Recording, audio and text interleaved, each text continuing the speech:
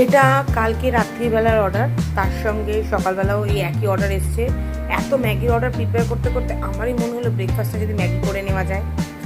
Corn Maggi নিজের জন্য বানালে তো ম্যাগি কম আর কর্নটা বেশি দেখতে লাগে, কারণ আমার কর্ন ফেভারিট। যাই হোক, এটা নিজের জন্য বানিয়ে নিয়েছিলাম। এর মধ্যে একটু চিজও দিয়ে দেখলাম যে কীরকম লাগে। মারাত্মক লেগেছে। আমি আর লাঞ্চ করতে পারিনি, কারণ এতখানি ম্যাগি খাওয়ার পর স্বাভাবিক কেউই আর লাঞ্চ করতে পারে না। তো যাই হোক, তার মানে ম্যাগির কোয়ান্টিটি যথেষ্ট, তোমরা একবার ট্রাই করতে পারো।